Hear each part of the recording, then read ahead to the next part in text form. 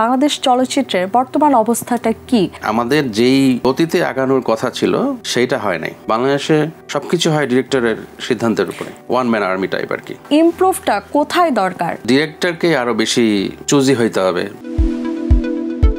সিনেমাটোগ্রাফির পাশাপাশি আর কি করেন আপনি? আমার তো আর কিছু করার সুযোগ নাই। ইনফ্যাক্ট আমি এনজয় করি আমার কাজটা। আমি আর কিছু করি না ওই অর্থে প্রফেশনালি। আমার ধ্যান জ্ঞান এখানেই। আমি জানি না আমার হবে কি না, বাট আমার ধ্যান জ্ঞান এটা, আমি দিন রাত এটা নিয়েই পড়ে থাকি। আমার মধ্যে অন্য কোনো ফিলিংস কাজ করে না আসলে, যে আমার একটা স্কোপ আসলে, আমি আমার দেশকে রিপ্রেজেন্ট করব। আমি আমার কালচারকে সারা পৃথিবীর মানুষকে দেখাবো যে উই আর বাংলাদেশি হিয়ার। প্রথম কোন নাটক বা সিনেমায় কাজ করা হয়েছিল আপনার? ওই ফিলিংসটা আমাদের সাথে শেয়ার করুন।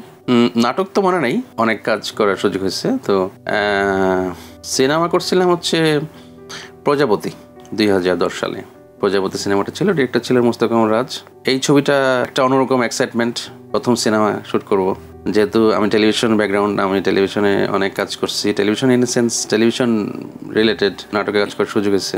তো প্রথম সিনেমা হিসেবে খুবই অন্যরকম আনন্দ, অনেক বেশি চ্যালেঞ্জও ছিল। কি কি চ্যালেঞ্জ ছিল? চ্যালেঞ্জ ছিল যে আসলে অ্যাকচুয়ালি সিনেমা তো একটা বড় মাধ্যম।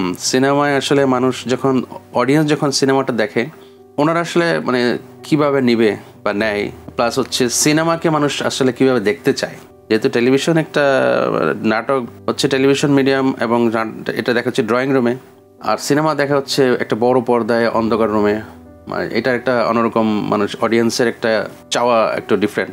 ওইটা বোঝার চেষ্টা করা। আর হচ্ছে যে যেহেতু প্রথম সিনেমা, অনেক বেশি চ্যালেঞ্জিং ছিল আর কি, যে ওই অডিয়েন্সের চাওয়াটা কীভাবে পূরণ করা যায়, এটা একটা বড় বিষয় আর কি। আপনার কাছে যদি জানতে চাই, বাংলাদেশ চলচ্চিত্রের বর্তমান অবস্থাটা কি, বা আমরা কোথায় এগিয়ে গিয়েছি বা আমরা কোথায় পিছিয়ে যাচ্ছি, আপনার কাছে কি মনে হচ্ছে? না, পিছিয়ে যাচ্ছি না আসলে, পিছিয়ে যাওয়ার সুযোগ নেই। তবে হ্যাঁ, আমাদের যেই গতিতে আগানোর কথা ছিল সেইটা হয় নাই। এটা অনেকগুলো কারণেই হয় নাই। আমার মনে হয় যে গভর্নমেন্ট পলিসিটা এখানে অনেক বেশি জরুরি। কারণ আমরা তো একটা বড় স্টেপ নিতে গেলে ব্যক্তিগতভাবে কেউ পারবে না এটা সাকসেস পর্যায়ে নেওয়ার। এটা গভর্নমেন্ট এন্ড থেকে আসলে সাপোর্ট দরকার, তাই ওইরকম পলিসিটা আসতে হবে। এইটা আমাদের এখানে আসলে, আমরা যেভাবে আশা নিয়ে আসছিলাম যে দেশকে দেখাবো, কালচারকে দেখাবো, মানুষকে জানান দিব যে হ্যাঁ, আমরা আর একটা ইয়াং জেনারেশন আসছি আমরা কাজ করতে, এবং আমরা এই ধরনের আমি এক্সপ্রেস করতে চাই আমাকে সিনেমাটোগ্রাফির মধ্যে দিয়ে, আমার ক্যামেরার মধ্যে দিয়ে। সেইটা আসলে সেই জায়গাটায় আমরা অনেক বেশি হোঁচট খাইছি এক ধরনের বলা যায়। তো এখানে একটা বড় সমস্যা ছিল এই দুইটা দল হয়ে যাওয়া।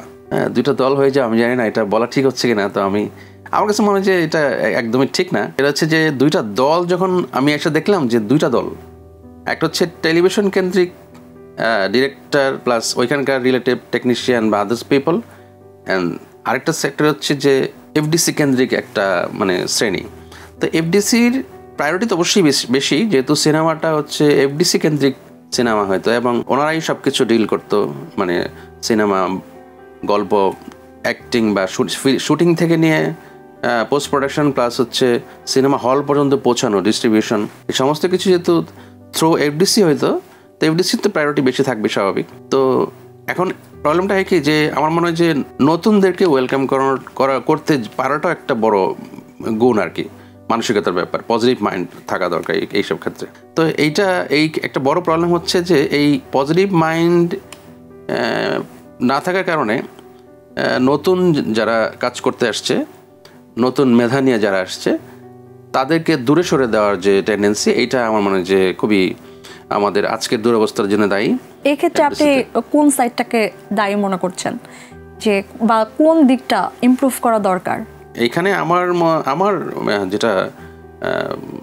যেটা আমি বিশ্বাস করি আর কি, সেটা হচ্ছে যে যেহেতু media, film and television, all are media, তো এখন যেহেতু একটা প্রোডাকশন যখন করতে যায়, তখন তো আসলে একজন সিনেমাটোগ্রাফারের করণীয় তেমন কিছু নাই। সিনেমাটোগ্রাফারের ছাড়াও আরও ইম্পর্টেন্ট অনেকগুলো সেক্টর আছে, যেমন প্রডিউসিং, যারা প্রডিউস করে, যারা রাইটার, যারা ডিরেক্টর।